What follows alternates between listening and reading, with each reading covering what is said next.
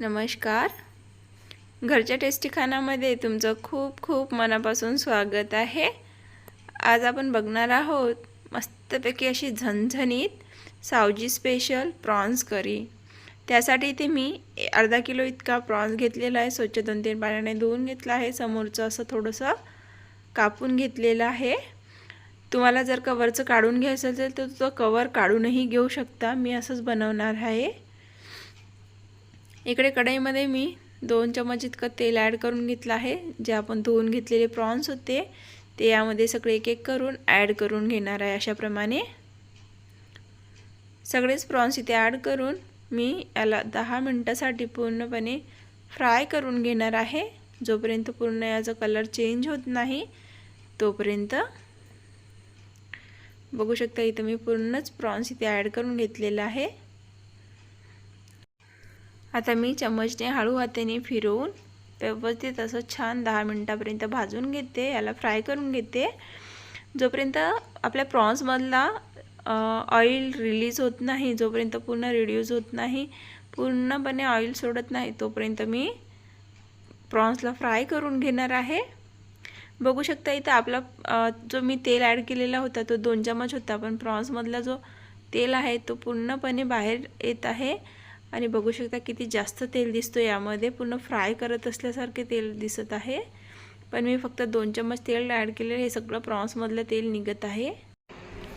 इथे 10 मिनिटापर्यंत मी prawns fry करून घेतलेला आहे. सोबतच आता मी त्याच्या भाजीसाठी 2 कांदे मीडियम साईजचे भाजून घेतले आहे. थोडंसं खोबरं, थोडीशी लसण आणि थोडंसं 2-3 तुकडे अद्रकाचे. सोबतच इथे 4-5 मिरच्याचे तुकडे आहेत, अर्धे तुकडे. थोडंसं धने, दालचिनी 2 तुकडे, थोडंसं जिरा, तेजपान, काळी मिरी, 4-5 लवंग, थोडंसं खाकस, एक चक्री फूल, 4-5 लवंग घेतलेले आहे. बघा, एक चक्री फूल घेतलं आहे. थोडंसं शेंगदाणा घेतलेला आहे आणि सोबतच मी यामध्ये एक भेंडी विलायची सुद्धा ॲड करणार आहे. एवढा मसाला मी इथे घेतलेला आहे. आधीचा मसाला मी खोबरं आणि कांदा भाजून घेतलेला आहे तव्यावर. आता जो खडा मसाला होता तोही मी यावरच ठेवून भाजून घेणार आहे. खडा मसाला भाजताना मी त्यामध्ये एक तेजपान ॲड करून तोही भाजून आपण बारीक करून घेणार आहोत.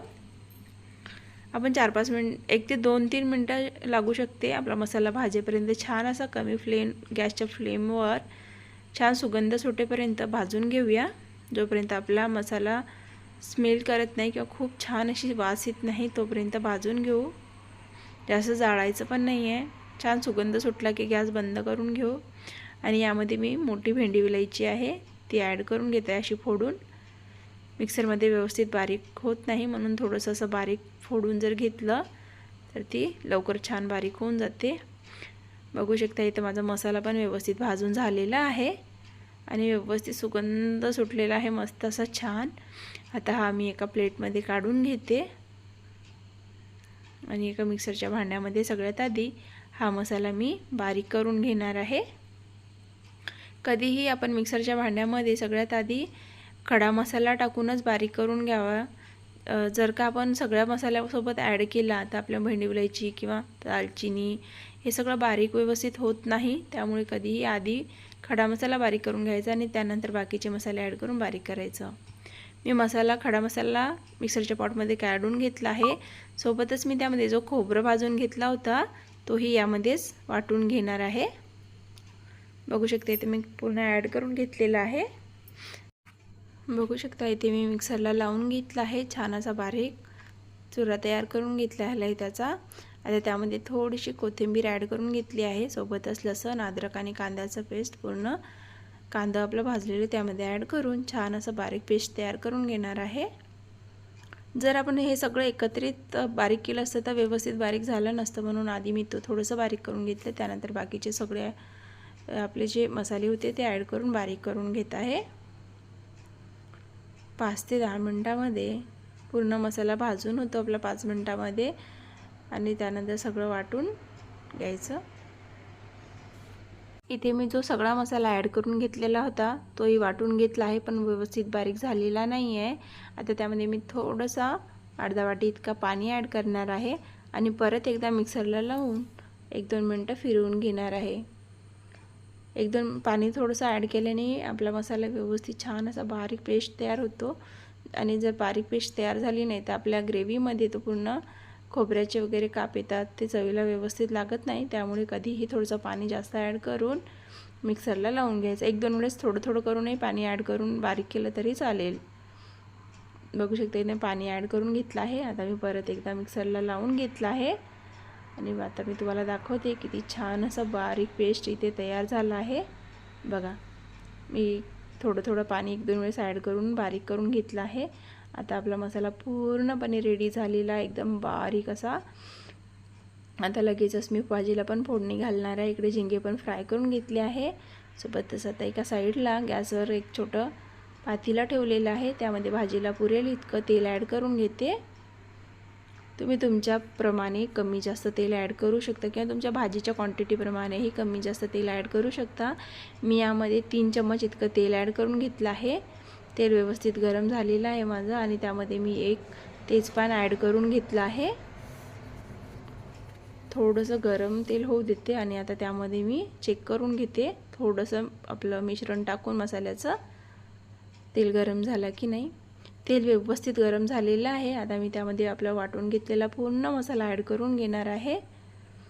बघू शकता अशाप्रमाणे मी थोडं थोडं पूर्ण मसाला त्याच्यातला मिक्सरच्या पॉटमधलं काढून पूर्ण मसाला यामध्ये ॲड करून घेतला आहे आणि आता छान असं लालसर होईपर्यंत भाजून घेते.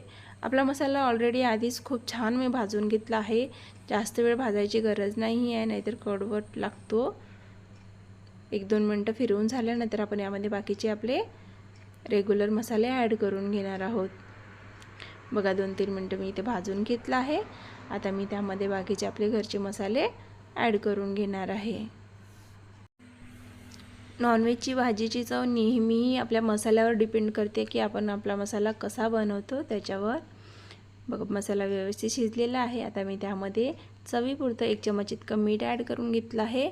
1 चम्मच धने पावडर, 1 ते 2 चम्मच इतकी लाल मिरची पावडर,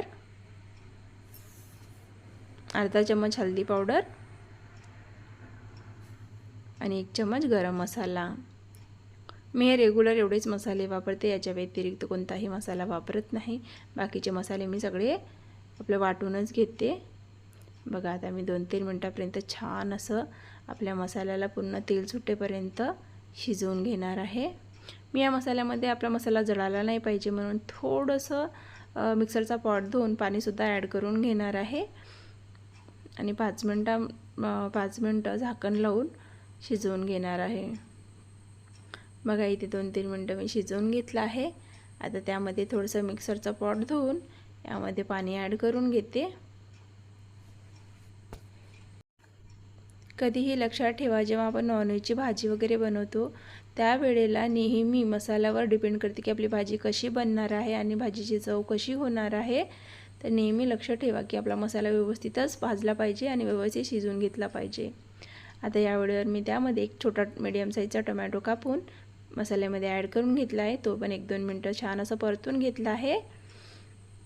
आता मी त्यामध्ये थोडंसं आपलं मिक्सरचं भांडं धुवून यामध्ये पाणी ॲड करून घेते. 1-2 मिनटं बघा असं शिजवून घेते. तेलामध्ये टोमॅटो व्यवस्थित लवकर शिजतात म्हणून थोडंसं 2-3 मिनटापर्यंत मी टोमॅटो मसाल्यामध्ये शिजवून घेत आहे आणि आता त्यामध्ये आपला टोमॅटो पण व्यवस्थित शिजत आलेला आहे. आता थोडंसं पाणी पण ॲड करून घेते जेणेकरून की आपला मसाला खाली जळणार नाही. शक्यतो मसाला जळत नाही, पण थोडंसं कधी जास्त तेल कमी असल्यामुळे पण मसाला जळण्याचे चान्सेस असतात. म्हणून थोडंसं पाणी टाकलं की मसाला जळत नाही आणि मसाला खूप छान असा शिजतो सुद्धा. बघा इथे पाणी ॲड केलेलं आहे. आता मी झाकण लावते आणि 5 मिनटापर्यंत पूर्ण आपल्या मसाल्याला तेल सुटेपर्यंत शिजवून घेते. जोपर्यंत मसाल्याला तेल सुटत नाही तोपर्यंत व्यवस्थित मसाला शिजलेला राहत नाही. म्हणून कधीही मसाल्याला तेल सुटेपर्यंत शिजवून घ्यायचं. बघा इथे व्यवस्थित तेल सुटलं आहे, पण आणखी जेवढा सुटायला पाहिजे तेवढाच तेल सुटलेला नाही आहे. मी परत याला 5 मिनटं व्यवस्थित असं 2-3 मिनटापर्यंत फिरून शिजवून घेते. टोमॅटो मॅश झाली पाहिजे म्हणून असं चम्मचने मी थोडंसं प्रेस करून घेत आहे आणि परत मी याला झाकण लावून 5 मिनटापर्यंत शिजवून घेणार आहे.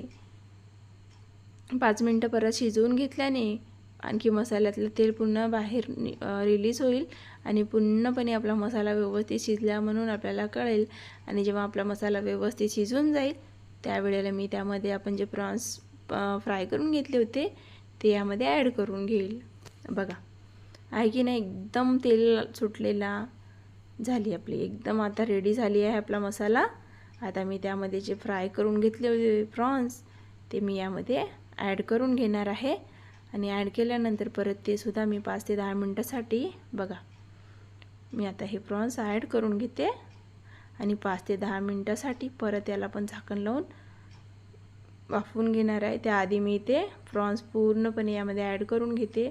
थोडंसं प्रॉन्सचं ते तेल वगैरे कढईला उरलेलं चिकटलेलं आहे तोही चमचच्या साहाय्याने काढून घेत आहे. बघा पूर्ण काढून घेतला आहे. आता व्यवस्थित चमचने मिक्स करून घेते आणि झाकण लावून परत याला मी 5 मिनिटापर्यंत वाफवून घेणार आहे.